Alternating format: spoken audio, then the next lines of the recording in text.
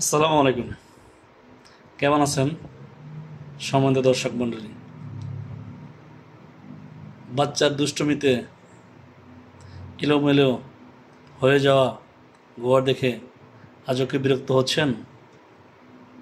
খেলনা ছড়িয়ে আছে, দেয়ালে রঙের দাগ, প্রতিটি কণা জুড়ে ছোট পায়ের ঝোড়ঝাপ, সব যেন অগোছালো।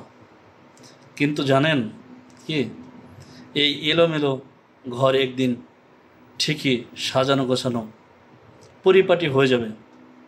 তবে সেই ঘরে থাকবে না খিলখিল করে হেসে ওঠা শিশুর কণ্ঠস্বর, থাকবে না ছোট্ট পায়ের টুপটাপ শব্দ, খেলনার ডংডাং আওয়াজ কিংবা ঠোঁট ফুলিয়ে কান্নার সুর।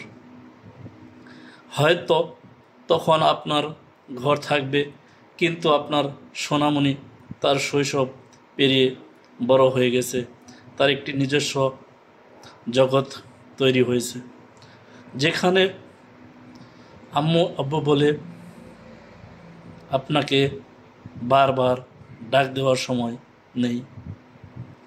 সে এখন আপনাকে আর বিরক্ত করে না, খাবার নিয়ে পেছনে ছুটতে হয় না, অসুখে আর রাত জাগতে হয় না। শুধু পড়ে থাকে মধুর স্মৃতি, শৈশবের কমলতা গড়া কিছু মুহূর্ত। সন্তান আল্লাহর দেওয়া সবচেয়ে বড় নিয়ামত। বিশ্বাস না হলে একবার তাকান সেই মানুষটির দিকে যার কোল খালি, বুঝে যাবেন আজ আপনার কাছে বিরক্তিকর মনে হচ্ছে তা কারো কাছে অপ্রাপ্তির যন্ত্রণা।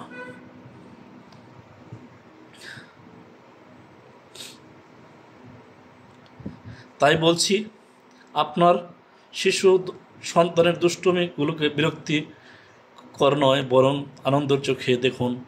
পারলে তার সঙ্গে খেলায় যোগ দিন, একসাথে মজা করুন, কারণ এক সময় পেরিয়ে যাবে, থেকে যাবে শুধুই স্মৃতি। আরেকটা কথা মনে রাখবেন, শিশুদের সান্নিধ্য পৃথিবীর সবচেয়ে প্রশান্তিদায়ক অনুভূতি।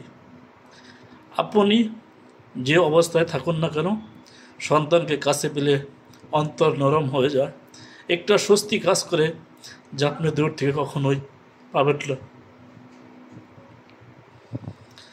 আজ রিজিকের খোঁজে অনেকে সন্তানদের থেকে দূরে চলে যাচ্ছেন।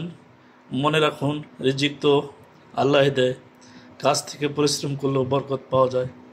আর সন্তানরাও তখন ভালোভাবে মানুষ হয়ে ওঠে, তাদের মূল্যবোধ, আদব কায়দা, চরিত্র সব কিছু গড়ে ওঠে আপনার সান্নিধ্যে। অন্যথায় যদি আপনি দায়িত্ব ফিরে দূরে থাকেন, সন্তান মানুষ না হলে একদিন তার জন্য আপনাকেই সারা জীবন ভুগতে হবে। তাই বলছি, কষ্ট হলেও সন্তানের পাশে থাকুন, সময় দিন, শিক্ষা দিন, ভালোবাসা দিন।